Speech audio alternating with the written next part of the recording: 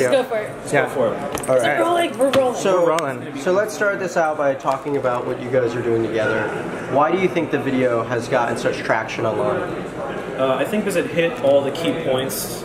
It was an easy to understand video. A lot of people, when they watch virtual reality content, they have that difficulty understanding the medium. You should probably go back and talk about what is the video. We will. The video is her playing Beat Saber. Yeah. Getting a perfect combo. Now, why is this video significant? The video is significant because it's demonstrating our technology, and also because it demonstrates a person in a virtual space, which is a really good proxy for the average person who doesn't understand virtual reality. Maybe you can touch a little bit on why you think it went viral. I think the dress. I got so many people contacting me. This one girl was like, can I have your dress? I'll pay extra money for it and I want it shipped to Australia. I'm like, no, that's my dress. So if you haven't seen the Escape video, Escape Beat Saber, yeah. I'm wearing this awesome feather back vest with this asymmetrical backing. Where did you get the dress made, or how did you come to acquire it? So Love of Ganesh is this amazing shop in the Hay, and they always have unique items. It's a local shop. They have no online shops whatsoever. It's locally made products. So I went there, saw the dress. I'm like, oh my god, I have to have this. So I originally got it for festivals and to stream the 12 Zodiac stream. And now you're buying them in mass quantity from them and shipping them off. I actually went to the shop and then showed them all the videos, the number of views, and then all the people that have messaged me, PM'd me about the dress. I'm like, do you guys have an online shop? Where do I tell them to go? And the owner was just like, no, online. So you actually put a lot of people don't realize you actually put a lot of thought into making the video look really good. You got a nice dress. It's like a costume design. Okay, no. So the first one. Not true. The first one. Okay. So the it first was very one, ad hoc, honestly. Surprisingly enough, people think that we actually planned it and made it into an ad, but the first video we did it as a promo for the new Cube that's coming out that you could talk more about. And it was this Foundry event with debut of Beat Saber in the United States and also the debut of the new Cube. So that first video we did on purpose. The second video with me wearing the Escape dress, that one was just me playing around, and then Reddit discovered our videos and we were getting 7,000 views an hour. It was ridiculous, and we're like, oh my god, we gotta release another video. So Cix was like, do you have another video? I'm like, I have this one of me missing one cube though, and he's just like, just post it. So I just quickly edit it and then just post it on Reddit, or not Reddit, on YouTube. And then we got the tail end of the Reddit wave, and then it slowly started picking up more and more, and then GameSpot saw it and then posted it on their Facebook page, and then just went viral from there on out. So, but yeah, it was very ad hoc. People think that we did it on purpose. There's this one VR podcast. There's this one VR podcast. They're like, this girl with big gestures. They make the game seem so awesome, and it's mesmerizing. They made it as an ad, and I'm just it was just kind of a viral thing that just kind of happened. It wasn't on purpose. I do want to go around the room while we have these amazing people here too. Do you guys want to introduce yourselves? And what brings you to the VR space? What brings you to GDC today? I work in education, XR. I work with Discover Labs doing VR education content. Also work with Unity as an education and programs and XR specialist. And I run an AR company, MR. We focus more on wearables. I've done a lot of stuff in VR as well. MIT Hackathon. Cool. Nice. What's been the coolest thing you guys have seen at GDC so far? Maybe what we just saw a couple minutes ago, it was someone's using a actual prosthetic arm, and they made a game to help teach the kids who use them, ages below 21, how to control it. I thought that was pretty exciting. So. I haven't seen much yet. That was pretty interesting. Just got here. This entire week I've been kind of just doing other things, but I've seen some other cloud-based stuff that I've seen at CES. Nothing too crazy, but I'm still combing out everything from the conference. It's a lot. I totally wanted to be a little kid with that arm hand thing. I was like, can I make it do the middle finger? And they're like, no. Controlling it in VR, or how are you? No, so they're just controlling it generally. This company built games that would help the students learn how to use the prosthetic arm. Okay. So it seems like a fairly simple platformer, except you don't feel the shame of having to do real things pick something up and not being able to. So when you're failing in a game, I would say that's a similar feeling to when you first pick up an Xbox controller. You expect not to be able to use it, right? Which is the same feeling that playing games with the prosthetic arm gives you, because it trains them to use it. They expect to not be able to do it, but if you just put on a prosthetic arm, and then they're like trying to brush their teeth and they're failing at it, it really like hurts morale quite a bit. And anyone can use this. They just have like 2 EEG sensors you just put on your arm, and then you're controlling that thing. So that's why I was like, oh, you might not want to do this on camera, but I want to give it the middle finger. And he was like, you can't with this specific one do the fingers like that. And how about this gentleman over here? Oh yes, I'm so sorry. Oh, so I'm Daniel, CTO at Gravity Sketch, and we're kind of trying to replace like pen and paper sketching and design workflows with a VR creation tool. He also does rhythm games, so he's gonna. I'm like a massive rhythm He's challenged me. I've on my been dying top to play score. Beat Saber. So you both have 232,000 is my top score on Escape. So you both have a lot of Beat Saber enthusiasm, which is part of the reason we're all here. Absolutely.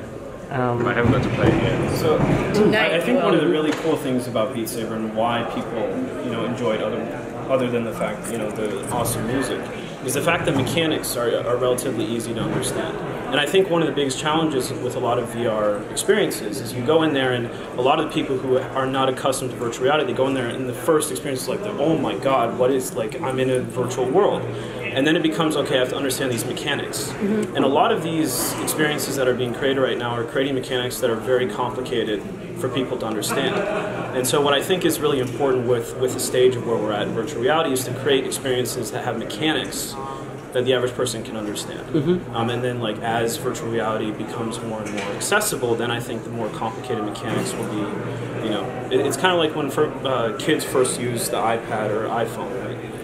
Very quickly they'll learn it, but there's a learning curve. Well, let's talk about maybe why Beat Saber is harder than it looks, because Swan made it look really easy. Okay, so I made it look really, really easy because I loved DDR when I was a lot younger, and also I do flow art. So for me, like, once I figure out how to do it, it's just like came really easy, and I flow really well. So everybody's like, oh, this girl's just like easily getting all of them. It's really, really simple, but actually it's really hard. I've like shown some footages of other people trying. They're just like.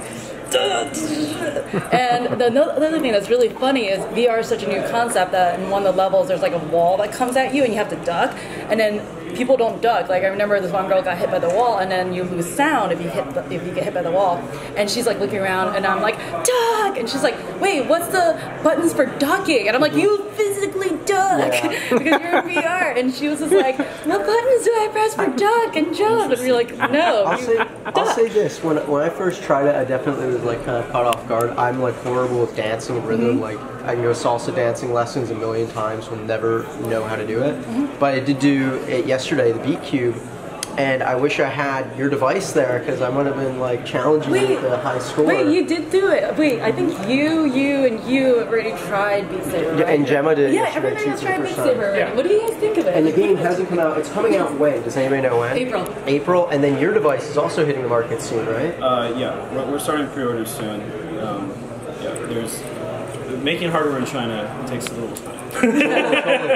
A new version, wasn't it? Because I'm sure we were using it like last year. Yeah. So there's like samples, and then you have to build it in mass. There's like zippers.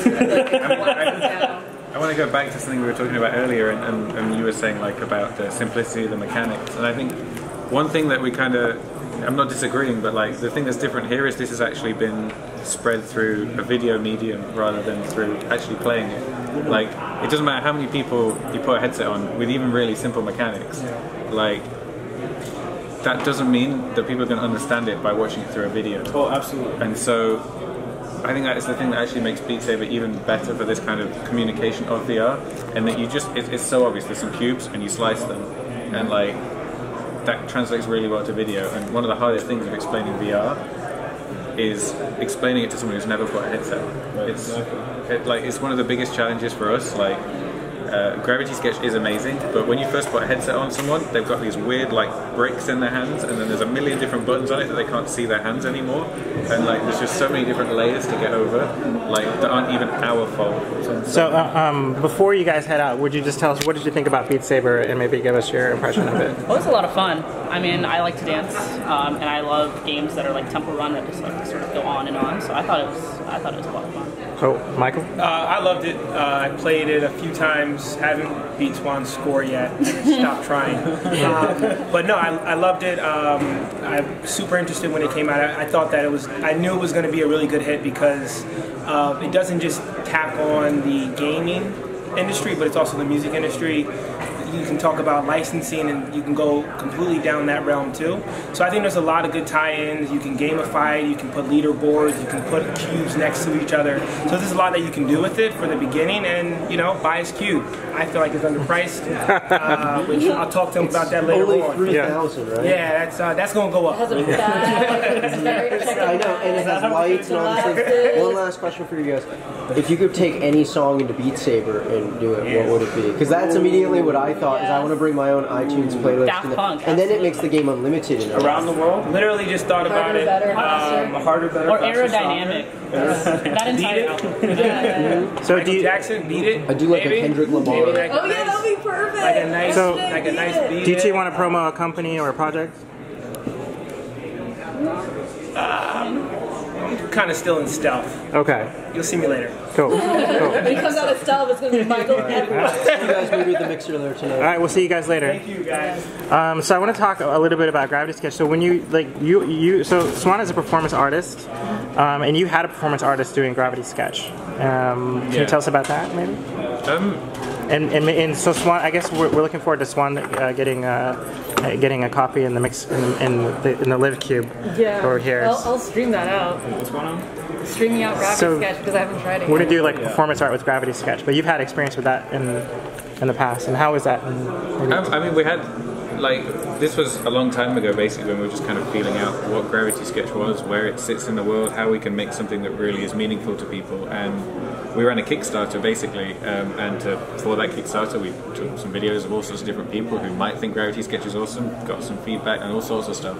And some of the most beautiful looking footage was definitely the one of the Luli, who's from London. She was a performance artist, and she was just doing some incredible moves and just flowing strokes, and it completely transformed what it was to look at someone doing art. A lot of people, when they get into VR, they get very scared and they close up like this, and they're working in a really small space with their hands. And so to see someone actually really break apart, wave their arms around, move around the room, it was really interesting to see. To see someone actually being free in VR rather than being trapped in VR. I feel like I see that a lot because of what we're used to is this frame. We have a canvas, we have limitations, there's a frame, and then the people can't break out of that frame yet because they're used to the idea of I have to draw on this piece of paper, I have to draw on this canvas. VR is anywhere in the air, so basically some of my videos I basically have this piece and I shrink it down and do the body of it, and then I enlarge it and then do the face of it. People are so amazed by that. I show videos, I'm this is me drawing this, and then I zero in onto the face and do the eyes, and people are like, wait, what? Because they don't realize you can manipulate the object. Before you had to manipulate your body and the pencil and the pen to create your pieces. Now you can manipulate. So, Ready Player One coming out, and Spielberg talking about how he's using all three of these headsets, just for behind the scenes and to make the movie. Can you speak on how each of your new devices and products could still be beneficial to the movie industry for just standard flatty films? I think VR has already become extremely prolific in the movie industry. It's so much cheaper and faster to produce sets and designs for sets in a virtual environment, and people are. It happens today. People are doing it today, and paraphrasing things that I am and I'm not allowed to say, I would love to see Gravity Sketch become a part of those workflows where people can prototype. So I have to confess, I'm an artist, and I'm a fan of. I've been watching YouTube videos, tutorials of Gravity Sketch VR, and I've been seeing lots of people using it for prototyping cars, automobiles. Absolutely. I think part of that is just our business strategy right now, more than kind of where we want the tool to grow to. So Gravity Sketch, on a technical level, fits really well into automotive design workflows. It's about surface modeling and making flowing surfaces and beautiful designs. And these are some of the companies that right now are being pushed to innovate their workflows. They use very old-fashioned techniques where they literally, someone hand draws a car, and then someone might do a CAD model of that, and that in itself is a really long process, and you need a CAD technician. And then they make this quarter to full scale clay model of this car, and that's ridiculously expensive and takes tons of time. And by allowing someone to design in an immersive space way earlier in that pipeline, you can save time, you can save money, and really kind of just innovate it. And so Gravity Sketch the whole idea of it is to allow people to bring their ideas into existence basically without using old-fashioned techniques. And we're talking about practical uses for businesses. Yeah. And then so the most practical and the most direct route for us to go to that is through the automotive industry. Plus, two of the co-founders worked at Jaguar Land Rover for a while, and so they've literally seen these problems. We can articulate it really well, and we can sell to these companies and save them tons of time and tons of money, and it's awesome. And so what we're doing is we're using those insights to build a better tool. I see it just like the tip of the iceberg though for you guys, like how people are using it, like with Swan using the mixed reality. That's like just one game with Beat Saber. Like, what are some of the other cool games that you've seen people utilize your tech for? Well, I'd like to go back a little bit on mixed reality, its highest level use case. Ready Player One was basically using some form of mixed reality, which is that the actors were wearing headsets to get spatial awareness of where these virtual objects were as they acted. Because a lot of the times in filmmaking, you know, it's like they have a marker and they say, "This is a dragon." Ah, it's a dragon. I'm acting like it's a dragon. But like in VR, you can kind of emulate. Okay, I have spatial awareness now. This is what my environment in the scene that I'm supposed to be demonstrating. So you can kind of like imagine yourself in that scene in a much more direct way than you would be with conventional CGI. Just like, hey, there's a dragon here, pretend like it's a dragon. Right? Like, you could actually put on a headset and a dragon is like right there. And you're like, shit, this is scary. Okay, now I can act properly, right? So I think the mixed reality in the sense of what we're trying to do is trying to make it addressable or accessible in the sense that the average streamer and the average user could use it. Gravity Sketch, we're a VR design tool, and basically the idea is if you ever end up in a workflow where you're drawing something on pen and paper, sketches, that kind of thing, instead of doing that on a piece of paper and giving it to someone who makes a 3D model, you can make the 3D model yourself and you don't have to understand CAD to do it. Cool. Yeah, I was just the girl that was playing this awesome game called Beat Saber using his hardware and software, and it went viral to over 150 million Bars, views. what are you saying, bars? She's also amazing fire Yes. dancer. Yeah. Yes. Well, you're the one that kind of like. And what's your Instagram? Oh yeah, SwanVRart. Cool. You should have gone for SwanVRart. I that did. already taken? It was already taken. That was the original. I want a 360. I am today. Cix, and I am representing Liv, and we are the window into virtual reality, and we create the technology for the average person to understand VR and spectate. Cool. Do you want to go? Oh yeah, I'm Kevin Kunze. You can find me on YouTube, posting a video every day in 360. I think I've been doing that the longest on YouTube.